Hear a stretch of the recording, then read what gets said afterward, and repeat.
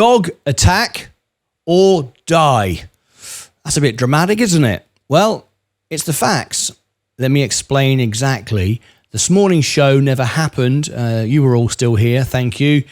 Because unfortunately, I was involved in a dog attack and I had to attend the doctors this morning after receiving treatment on the scene. My doctor wanted me to go in and see him this morning, so there was no show. Let me explain what happened, and also it's hopefully, as you always know, we try to use every situation here to learn from, and so we can all benefit from and grow and be stronger. Every experience provides opportunity. Every situation I look at as an opportunity to learn more, grow, and so on. So let's explain what happened and what we've learned from this and how it can benefit all of you, hence why I'm making this video. So, last night, while out starting to run, I was on a run. I was jogging around the neighborhood and I saw a dog coming towards me, and I decided to avoid the dog by running into the road. However, the owner of the dog was an elderly gentleman, couldn't control this large dog, and it was pulling on the lead, got further and further out into the road. I was trying to avoid it, and it grabbed hold of my leg. It wasn't very nice. It was like bee stings. It drew blood, punctured the skin, and was very unpleasant. At the time, I simply hobbled and looked away, and I just got back in. And the first thing I said was, Leah, I need some help, and was not interested in engaging with the owner of the dog at the time. I just wanted to get home and have the treatment taken care of, bandaged up, and Leah does what she does, best nurse in the world. She bandaged it all up and did all the right things. Took a photograph of it, of the injury, sent them in to the doctor. Doctor said, I want to see him. That looks bad, and that's why we went there this morning. Also, in the United States, there is a fear of rabies, so we had the rabies check and all that kind of stuff. I'm now on antibiotics, which I hate doing, absolutely don't like doing at all, but because I have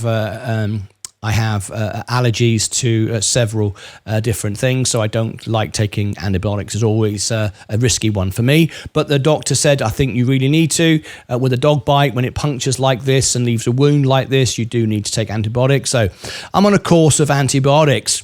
Now, later on this evening, I'm going to go and see the owner, and I'm going to explain what happened, because they said they were happy to pay for our medical bills, the doctor, the medication, and so on and so forth. So I'm going to go and see them tomorrow, and I'll update you with what they said tomorrow. Now, the reason for sharing this with you and updating you, obviously, I'm updating you because you want to know what's going on, but also I want to draw some light onto something which I think can help and benefit everyone, hence this video. The reason why I was out jogging was, as you know, I went to the doctors just a couple of days ago. I seem to be at the doctors a lot recently.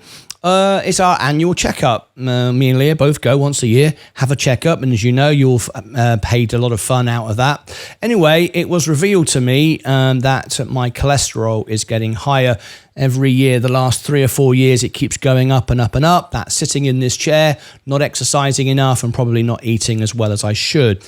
So I decided to get out and exercise and turn it around. My doctor wants to see me back in 3 months' time with a lower cholesterol, because it's approaching danger levels now. And if it continues going up, eventually we all know what happens next. Arteries get blocked and then you have a heart attack, right? Or a heart disease.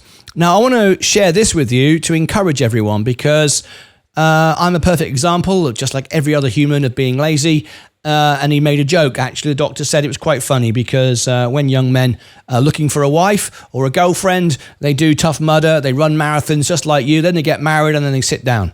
Which I found quite funny. But what's turned this around and what's got me back out again, and what's going to continue to keep me out, is this.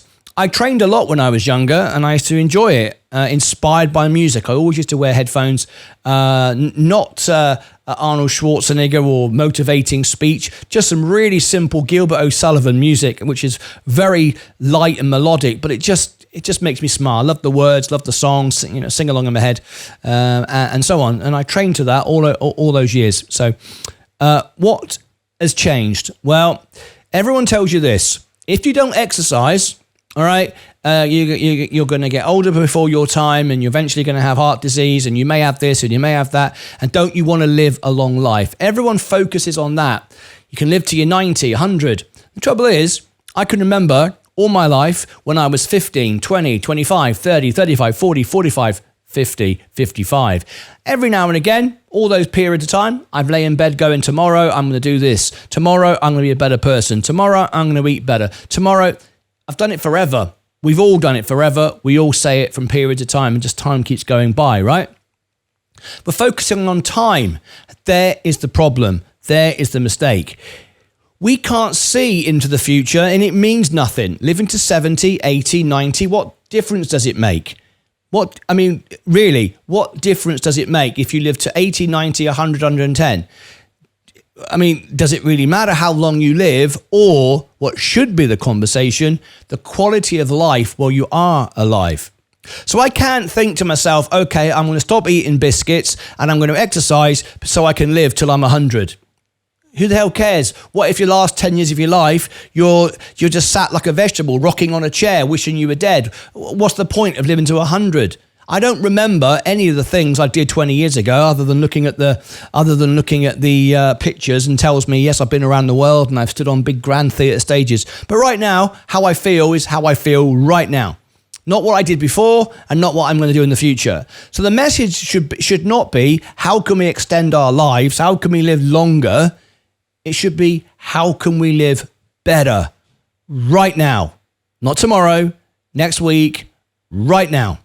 And I remembered in about 15 minutes how exercising used to make me feel. Because I went out the front door and I put on my music and I started to run. It wasn't very long because, you were hearing from Leah quite quickly after the show. It was just a few minutes. But the point was, I started to run, hear the music, and I was running pathetically. I wasn't striding it out, doing sort of 5.5 minute miles. It would probably be half an hour miles. But I was doing very, very small steps. I could hardly jog. It was quite humbling, actually, how bad I've got. It was just little tiny jogs, like a little old 90-year-old man jogging along. But I was doing it, and it was just wonderful to be out of the studio, in the fresh air, in the sunshine, in my own mind with my music, remembering all the things when I was a young man running around. And it made me realize, this is living. You're not living by not exercising. As much as I love this is the best job in the world. If you're not exercising and you're not getting the body moving, there's parts of your body that's just dying. And it reminded me how I felt. And I instantly felt 20 years younger. Even though it was hard and it was achy and whatever, I was remembering the years I've run all around the world. I've run across the desert. I've run across Olympia in Greece. And it was just like, I'm still that person. The body is older, but I'm still that person. And it reminded me, and I came back and said, Leah, obviously, it was spoiled by the dog incident. But after all of that, I told her, I said, it made me feel better. It made me feel better. And reminded me of how good it was. And the focus suddenly changed. I don't want to exercise so I live till I'm 100 or 90 or 110 or even another week. I want to exercise so I feel good today. So tomorrow I can walk in the studio with my mind more alert. The channel is growing. We're getting bigger. I want to do better all the time. I want to improve my performance all the time. I want to work harder, achieve more, go further. And to do that, I need to be fit in body as well as mind. And by being fit in body, I'm more fit in mind because the blood's flowing, the oxygen flowing. And I felt good. And I thought, this is how I want to live now. Not how I want to live in 20 years or in 30 years. It's how I want to live now. So that's what caused it. That's what ended up getting me bitten. And Leah said, I hope that doesn't stop you exercising and doing it. You enjoyed it. No, it won't. Absolutely won't. It absolutely won't, and it'll encourage me to do more. However, this time when I see a dog approaching me, I won't just swerve it by going into the road a little bit. I'll cross over. I will really avoid it because sometimes people can't control their dogs, and they admitted full liability. They couldn't control the dog, and the dog bit my leg, and it wasn't very pleasant. But anyway, I wanted to share that with you, what happened, but not just hey, this is what happened, this is why it happened, but also hopefully it'll encourage someone just to think slightly differently today, and I mean today, not tomorrow, about getting some exercise. Don't think of it as you need to do this so you can live a long life. Forget that idea. That's rubbish. You need to do it so you can live a healthier life today. Not have those itchy legs when you sat watching the telly and your legs are all irritable because no blood's flowing and they just sit there and they're aching and itching and you're massaging your feet. Just go for a walk. Just go for a run. For me, it's running. I like to run. It's more than just walking's great. It's better than nothing. But you want to get that heart going. So it's not just a stroll. A stroll's great. Of course, it's better than nothing. But if you can get those knees up and get that blood moving, so everything starts to really pound inside and pump around, you'll feel great. Anyway, there you go. No reason to click above my head or down here or over here or over here. There's bound to be some stuff, but nothing's related to this. I'll probably put the special moments playlist when I have these special moments, because that's what this is. It's a special moment. There you go. Hope it inspires somebody. Thanks for your support. Bloody dogs. Till next time, take care of yourselves. Oh, and by the way, the dog's fine. The dog's fine. The dog was not put down, did not ask for it to be put down.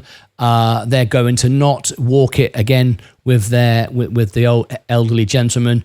But maybe it should be put down. I don't know, but that's not for me to decide. I'm not that sort of person. I'm not litigious. I'm not destroy the dog, suing you. That's not who I am, as you all know. I'm from England. I don't do things like that. I just want to move on and get back doing what I love to do and grow from it and learn from it. And hopefully I have. See you later. Bye-bye for now.